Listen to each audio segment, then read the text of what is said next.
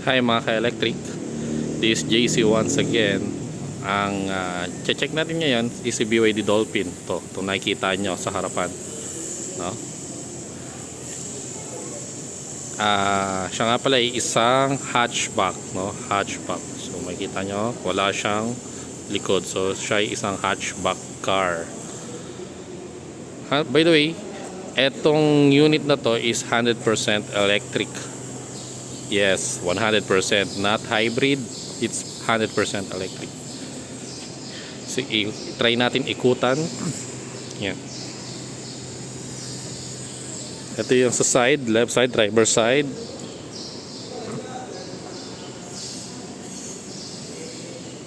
Yan. Ito naman yung sa likod niya. Kung makapansin nyo,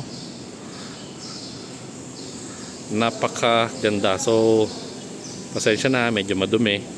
But still, konting punas lang yan. Yan, malinis na yan. So, BYD Dolphin. So, yan, yung emblem nya.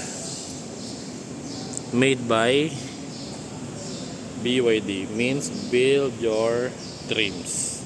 Yan. And dito sa other side, ito.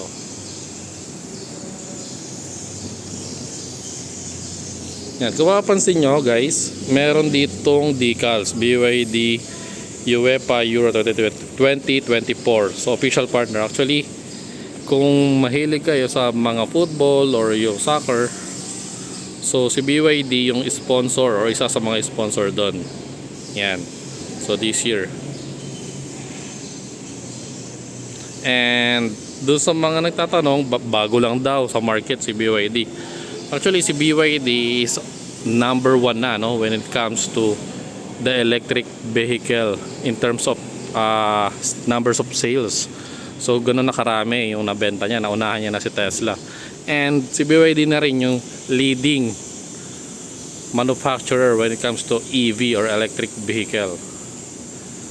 And guys, trivia lang do sa mga hindi nakakaalam, si BYD, no, matagal na natin tong ginagamit, no?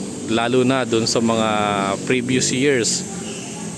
Kung gumagamit yan ng cellphone like Nokia, Samsung, so yung mga cellphone na yan, ang battery nila BYD ang brand, so ginagamit.